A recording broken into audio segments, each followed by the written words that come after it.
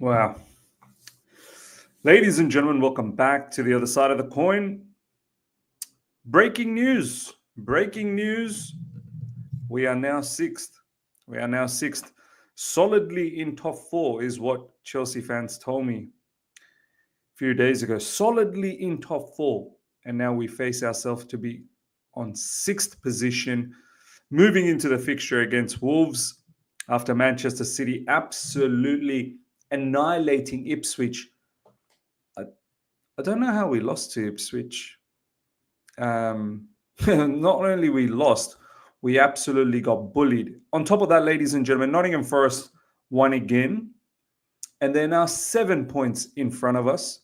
Newcastle were already ahead of us. Bournemouth are on level points.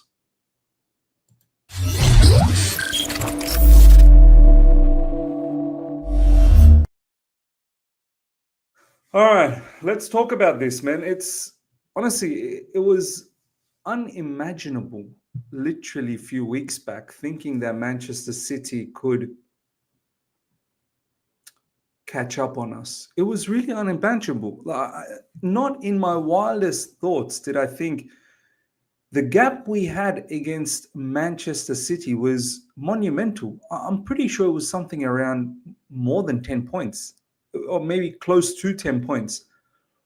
And now they're ahead of us. The abysmal season that they've had. This is what I don't get. And I guess this is the shock. Or is it really a shock? Because Manchester City are littered with immense experience, are littered with winners. So is it really a shock that they've come back? But still, the abysmal season that they've had so far, they went through a run of 2 wins in like 14. That's in all competition, of course, but they were picking up losses after losses after losses in the Premier League, just willy-nilly. And now they're ahead of us, and they've strengthened in this window, and they look like they want to strengthen even more. We've got Wolves, and right after Wolves, we've got Man City.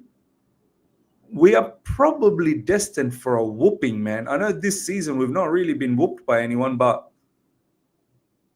this is a Man City team very different to what they were just about a month ago. Haaland 10-year contract or 9-year contract. Yeah, people compare. Oh, why? Look, they're trying to copy Chelsea. Look, this is Erling Haaland we're talking about. Erling Haaland deserves a 9-year contract. Some of our players probably don't deserve that. I'm just shocked at, not, as I said, not entirely shocked, because I've been beating the drums in recent weeks about how inadequate the squad is, but to squander the position that we were in is quite ridiculous. Nottingham Forest as well. You know, it's their first season under Nuno. They just keep winning because they've got a solid squad. They've got a striker, Chris Wood. My days. Wow. Scoring goals, assisting goals. They got wingers that are so direct. They got robust midfield.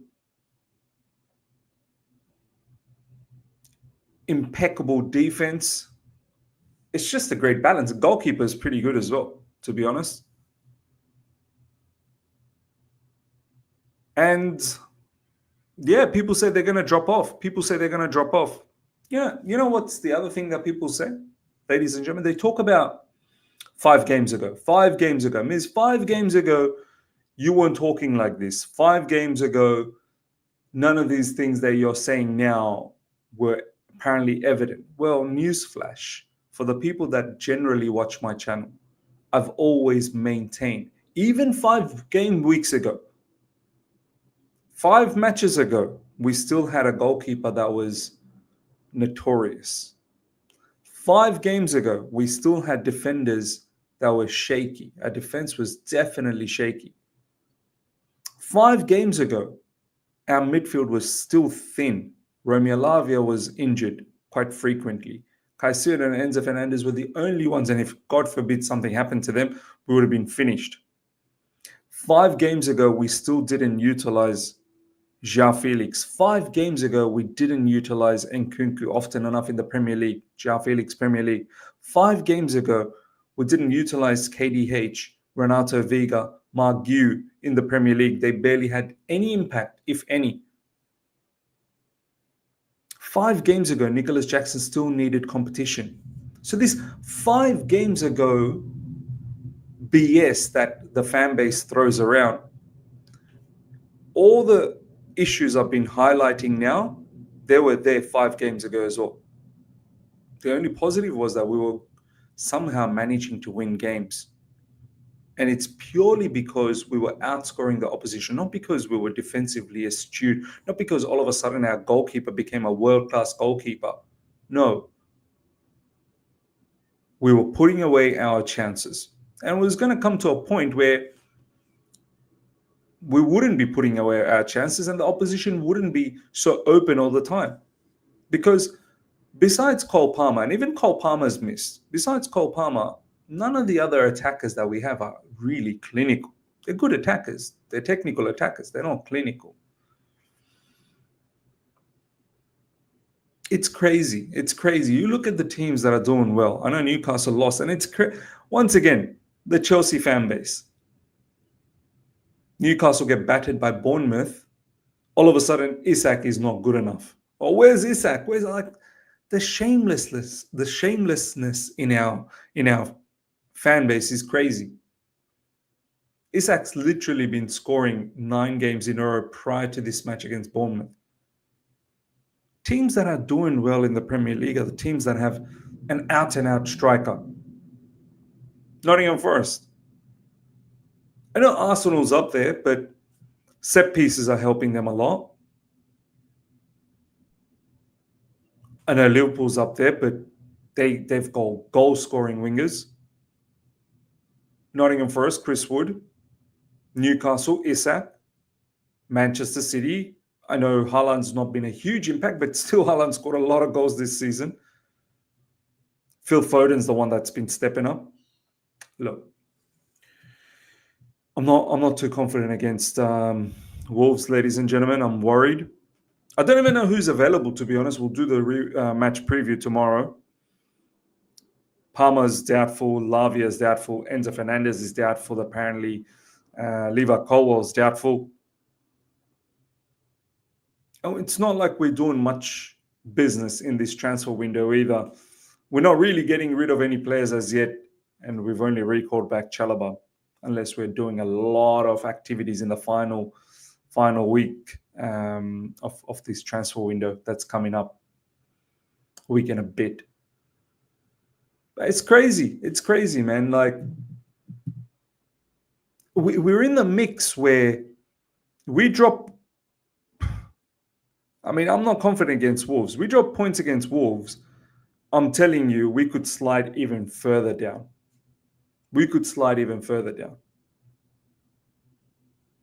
So yeah, ladies and gentlemen, let me know. Let me know your thoughts. This is where we are at the moment in terms of Premier League table, and it's we squandered it. We absolutely squandered it, and I still believe the large part of the blame goes to the sporting directors for building such an inadequate team. But of course, the players and the manager, they don't get away blameless. They're definitely there to be blamed. And check this out. This is the last thing that I wanted to talk to you guys about. Maresca said in the last 24 hours on blip mistakes, they are not kids. They are 20 years old, most of them. They are not kids, and they have to deal with it. If some moments like this happen, it's not just for us. All the clubs in this moment have had a moment like this. So seems like he's a bit frustrated. Seems like he's a bit defensive. He wants to throw out there and talk about other clubs being in the mud as well. It's not just us. Look, when I start seeing these sort of things, that's when I know the manager's feeling the pressure. When you start talking about other clubs. Before, Maresca didn't entertain all of this type of conversation. And he's saying these are not kids. They're not kids. Maybe somewhat he's getting frustrated that same things are being said to these players over and over again. He may think they're not kids. They're 20 years old. They should be adults now, right? but they're still immature. They're still immature. And it's seen in their behaviors as well on social media and this, that, the other. Even on field, their maturity shines out. Team needs to be balanced out with some maturity. And when the team has any form of injuries to key players, then our depth that we were so much raving about start of the season, yeah, it's not quality, or some of them don't even want to be here at Chelsea Football Club. So look, we can only pray that we get a victory against Wolves. That's what it's come down to. It's hope. It's not really a concrete stance that, yeah, we're going to win, that's for sure. It's a hope. Wolves are 1 point away from, one spot away from relegation zone. So they're gonna fight. They're gonna have a war. I said it. Yeah, as soon as this year started, 2025, I said every match is gonna be a war. Every match. Are we up for a war? Well, so far, Bournemouth game, we definitely weren't up for the war, and we capitulated in the second half. And now we get to see whether we're up for the war against Wolves. Lot to learn. Ladies and gentlemen, let me know your thoughts about everything we spoke about. Smash up the like button if you're here for the first time. Subscribe, hit the bell notification to stay in touch with all my content. Till next time, take care. See ya.